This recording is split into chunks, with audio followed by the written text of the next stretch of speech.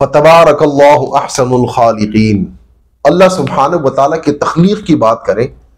तो जहां अल्लाह ने इंसान को शऊर दिया है, वहीं ये परिंदे, ये जानवर, ये कीड़े, ये भी अपनी जिंदगी बसर करने के लिए जो उनको अल्लाह सुब्हानहु व तआला ने हयात दी है, उसके हिसाब से उनको शऊर दिया है। आप ये वीडियो देख सकते हैं, छोटी सी एक मक्खी जिसके बारे में ये एक मेरे ख्याल किसी यूनिवर्सिटी वगैरह ने या किसी फिल्म बंदी करने वाली प्रोडक्शन ने बहुत ही माइक्रोस्कोप के जरिए बहुत ही बारीकी से वीडियो बनाई है। और उनका कहना है कि मादा मक्खी जो है वो ये एक नर मक्खी की जब उसकी डेथ होती है, उसके इंतकाल के बाद उसको उठा के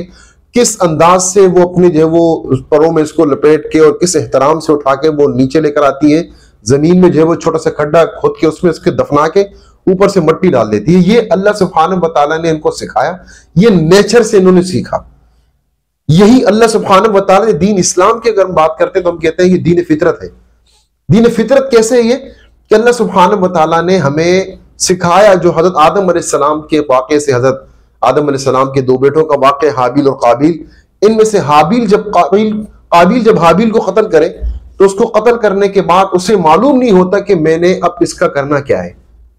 परेशान। अल्लाह सुब्हानहु व तआला ने इन्हीं परिंदों के जरिए से, कौवे के जरिए उनको सिखाया। इसका मतलब यही एक ताजीम और तकरीम का तरीक़ाकार है जिसके जरिए इंसान को जमीन के सुपुर्द किया जाए, सुपुर्द खाक किया जाए, बजाय इसके कि इसकी लाश की, इसकी डेड बॉडी की तौहीन की जाए, इसको जलाया जाए या इसके साथ दूसरी जो है वो कोई वो किया जाए। इस अल्लाह सुब्हानहु व तआला ने ये फितरी तरीका रखा है जो आप इन छोटे छोटे कीड़ों मकोड़ों से और परिंदों से भी सीख सकते हैं।